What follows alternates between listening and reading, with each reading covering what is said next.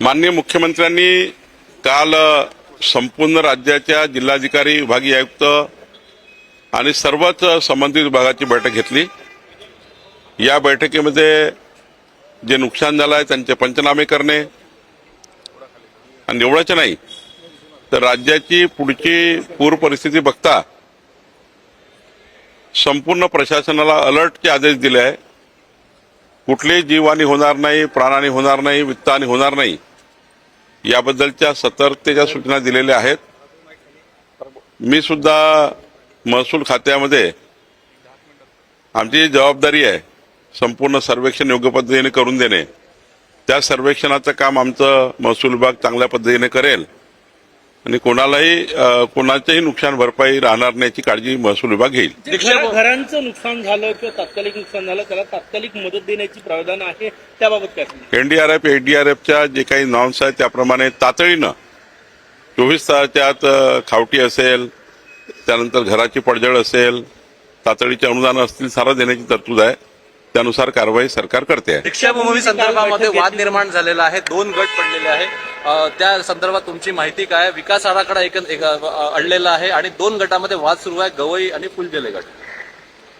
दीक्षाभूमीच्या ट्रस्टमध्ये काय वाद आहे याच्याबद्दल शासनाचा काही याच्यामध्ये रोल नाही, ट्रस्टचा वाद आहे। परंतु शासनाने एक आराखडा तयार केलेला आहे।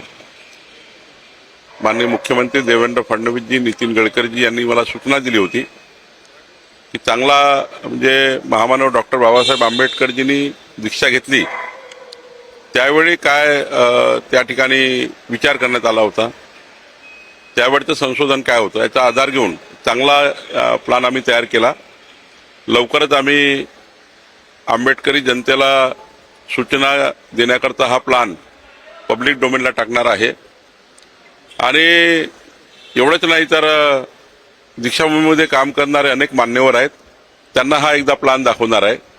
साधारण 15 दिवसामध्ये आम्ही प्रक्रिया पूर्ण करू आणि मग या फायनल झालेल्या प्लॅनचं काम चालू करू आणि पुढच्या 3 वर्षामध्ये दीक्षाभूमीचं काम पूर्ण करू। 22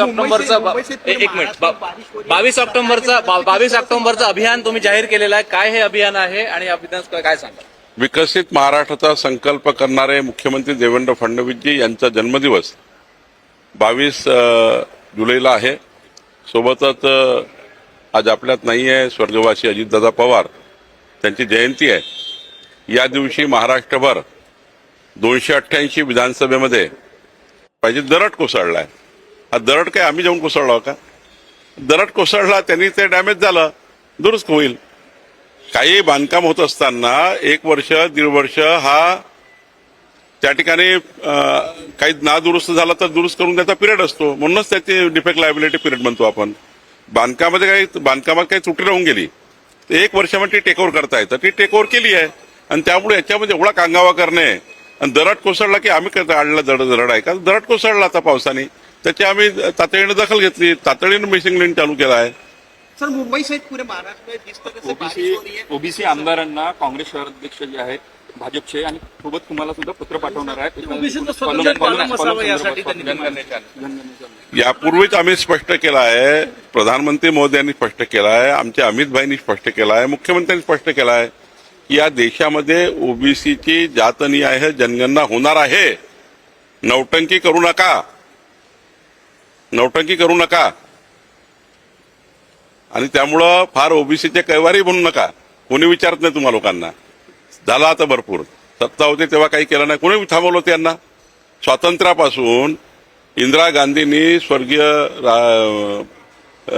राजीव गांधींनी आणि सर्वांनीच 65 वर्ष अमर्याद सत्ता भोगली। संविधानामध्ये बदल करावा लागतो, तुम्ही बाकी स्वार्थाकरता संविधान बदलले पण ओबीसीची जनगणना करता संविधानामध्ये बदल केला नाही। आता त्या ठिकाणी माननीय पंतप्रधान नरेंद्र मोदीजींनी ओबीसीची जातीय जनगणना करण्याचा निर्णय घेतला आणि त्यामुळे ते सेकंड फेज आहे, फेज वाईज असतं हे। आणि त्यामुळे जास्त नौटंकी करू नये। 65 वर्षाचा हिशोब द्या, का नाही केलं 65 वर्ष? कोणी थांबवलं होतं? तुम्ही तर तुमची अमर्याद सत्ता होती, का संविधानामध्ये संशोधन केलं नाही? का जातीय जनगणना केली नाही? आणि त्यामुळं नौटंकी बंद करा। आमचं सरकार, माननीय पंतप्रधान नरेंद्र मोदीजी आणि आमचं सरकार जातनिहाय जनगणना करणार आहे. लाडकी बहीण योजनेचे पैसे वाढवा असं पंतप्रधान